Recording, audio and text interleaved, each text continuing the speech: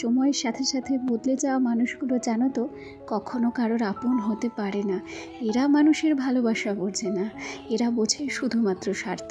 তাই এরা অনেকটা কালবৈশাখী ঝড়ের মতো হয় গো, যারা আসে আর শুধুমাত্র একটা সাজানো গোছানো জীবনকে লণ্ডভণ্ড করে দেয়। এরা মানুষের ক্ষতি করতে পারে, তবে কখনো মানুষের উপকার করতে পারে না। যাই হোক, অনেক গল্প অনেক কথা হবে তোমাদের সঙ্গে।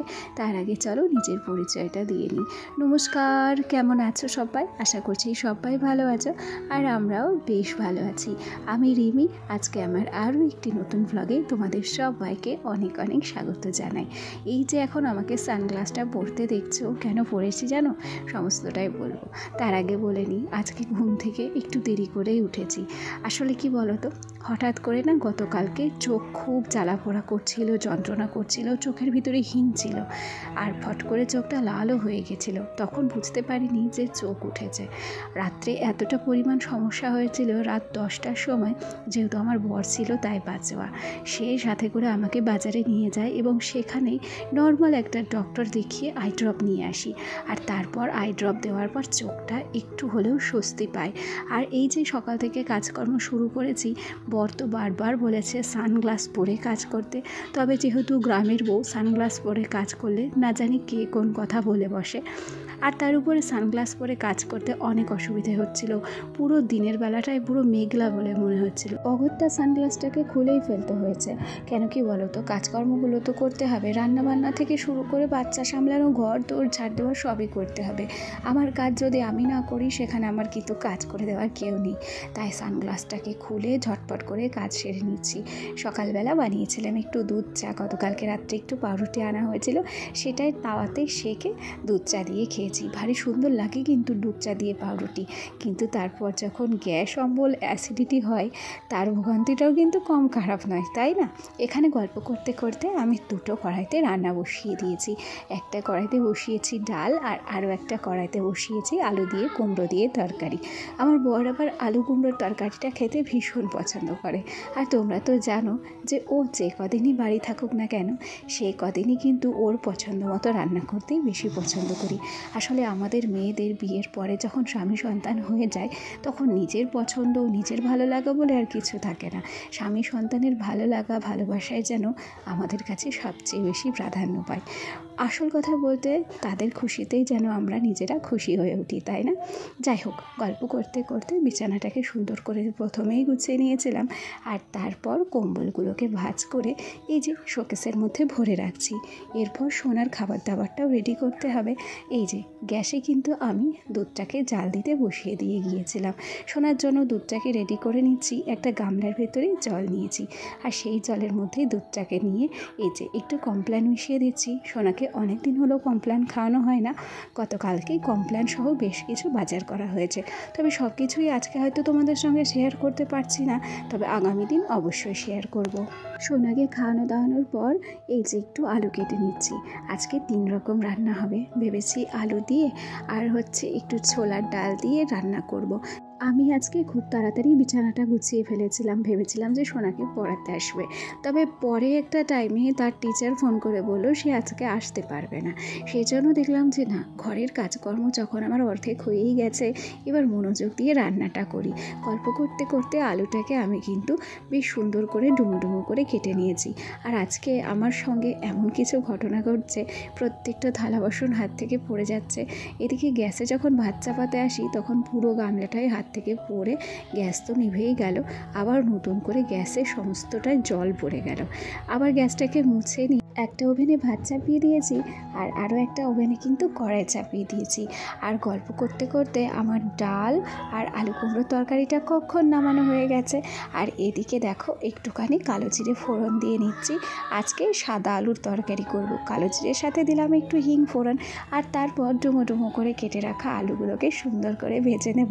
সাথে একটা কাঁচা লঙ্কা দিয়ে তারপর ছোলার ডালকেও ভেজে রেখেছি, সেটাও দিয়ে ভাবছি নিরামিষ একটা তরকারি রান্না করব। করব। তবে এই তরকারিটাতে জানো তো হলুদ দেবো না, মাঝে মাঝে এই হলুদ ছাড়া তরকারি খেতেও কিন্তু মন্দ লাগে না। তো যাই হোক, তোমাদের সঙ্গে গল্প করতে করতে এই যে ভাতটাকেও আমি বসিয়ে দিয়েছি, চালটা ধুয়ে কিন্তু দিয়ে দিয়েছি। আজকে সকালবেলা খুব একটা তাড়াহুড়ো ছিল তা নয়, কিন্তু উঠেছিলাম লেটে, তাই চালটাকে আর ভিজিয়ে রাখতে পারিনি। ওদিক থেকে গল্প করতে করতে তরকারি আর ভাতটাকে আমি চাপিয়ে সোজা চলে এলাম এ ঘরে। সোনাকে যেহেতু তার ম্যাডাম পড়াতে আসেনি, তাই আজকে সকালে আমি পড়াতে চলে এসেছি।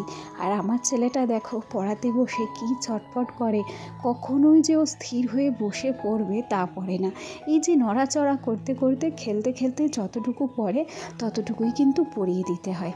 তবে আমার মনে হয় টিচারের কাছে যতটা ঝামেলা করে পড়ার সময়, আমার কাছে অতটা ঝামেলা করে না। আমি যতটা যা পড়াই ও কিন্তু ততটাই পড়ে নেয়, এটাই আমার সবচেয়ে বড় ভালো লাগা জানো তো। অস্থির করুক চঞ্চল করুক, অন্তত পড়াটা তো আমার কাছে ঠিকঠাক পড়ে। অন্যান্য দিন কী করি, সকালবেলাতে উঠে টাইম কলে যখন জল আসে বাথরুমেও জল তুলে রেখে দিই, কলের পরে ধামা গোছাই করে জল তোলা থাকে। আজকে আর সেই সুযোগটা পাইনি, তাই অনেকটা কষ্ট করেই জলটা টিপে এই যে থালা বাসনগুলো ধুতে হবে।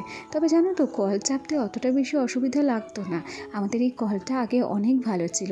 তবে বর্তমানে যেহেতু জলের লেয়ারটা অনেকটাই কমে যায়, তাই কল চাপতে না ভীষণ প্রবলেম হয়। যখন আরও বেশি গরম পড়বে তখন দেখা যাবে কি কল দিয়ে জল বেরোতেই যাবে না, তাই আগে ভাগে আমরা কি করি বলো তো, জলগুলোকে স্টোর করে রাখার চেষ্টা করি। টাইম কলের জলগুলোকে অপচয় করতে খুব কমই পছন্দ করি। যাই হোক, এখানে টুকিটাকি যে সমস্ত থালা বাসনগুলো হয়েছে সেগুলোকে কিন্তু আমি ধুয়ে নিচ্ছি। সকালের চায়ের বাসন থেকে শুরু করে মোটামুটি এই কলের পরে যে কতবার ধুতে মাজতে আসতে হয় তার কিন্তু হিসেব আমরা রাখি না। তো চলো থালা বাসনগুলো ধুয়ে সোজা চলে এলাম আবার ঘরের সামনে। টেবিলটাতে ভাবছি আজকে থালা বাসনের জল ঝরাতে। আমি যে সিঁড়ির সামনে বসে থালা বাসনের জল ঝরাতে দিই, সেই জায়গাটা আমার ছেলে পিচকারি দিয়ে জল ফেলে ফেলে পুরো কাদা করে দিয়েছে, তাই আজকে একটু টেবিলেই ভাবছি জলটা ঝরাতে। চলো এদিকে থালা বাসনগুলো সাজাতে থাকি আর একটা কথা বলতে থাকি, যে কথাটা না বললেই নয়। আমার যে সমস্ত বন্ধুরা প্রথম থেকেই আমার সাথে আছে, পাশে আছে, তোমাদেরকে অসংখ্য ধন্যবাদ জানাচ্ছি। আর আমার যে সমস্ত নতুন বন্ধুরা আজকে আমার ভিডিওটি প্রথম দেখছো, যদি কোনো কারণে আমার এই ছোট্ট ভিডিওটি তোমাদের ভালো লেগে থাকে তাহলে অবশ্যই করে একটা লাইক করো, কমেন্ট করো। আর তোমরা চাইলে আমার এই ছোট্ট পরিবারের একজন মিষ্টি সদস্য হয়ে আমার পাশে থেকে যেও। এখানে কসমেটিক্সগুলো সমস্ত কিছু আমার ছেলে অগোছালো করেছে, সেগুলোই গুছিয়ে নেব, সেই সাথে একটা কমেন্টের উত্তরও দেব। আমরা সবাই আমাদের ঘরবাড়ি যেমনই হোক সেটাকে কিন্তু গুছিয়ে পরিষ্কার পরিচ্ছন্ন করে রাখতেই পছন্দ করি। তবে এই প্ল্যাটফর্মে কিছু মানুষের মনে হয় যে গুছিয়ে কাজকর্ম করাটা নাকি মানসিক রোগ, সেরকমই একটা কমেন্ট আমাকে করেছে ঝুম্পি ব্লগ কিংবা ঝাম্পি ব্লগ থেকে।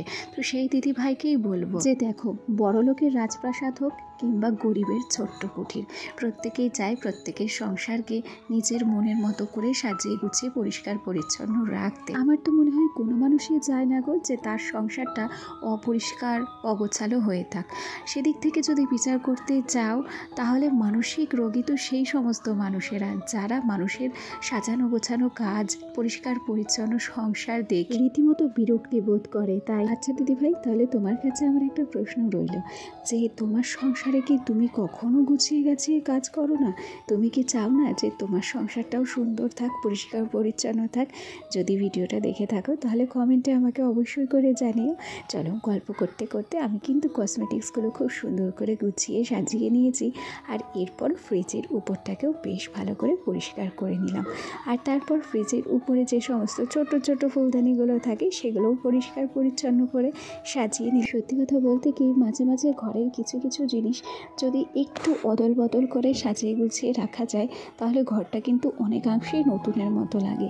তবে দেখো, এই যে মাটির ঘরে সব কিছু তো পরিবর্তন করা সহজ নয়, তাই এই ছোট্ট ছোট্ট জিনিসগুলোকে পরিবর্তনের মাধ্যমে ঘরটাকে একটু সাজানোর চেষ্টা করি। চলো রান্না বান্না ধোয়া কাচা মাজা সমস্ত কিছু কমপ্লিট, তার সাথে ঘরটাকেও কিন্তু গুছিয়ে নেওয়া হয়ে গেছে।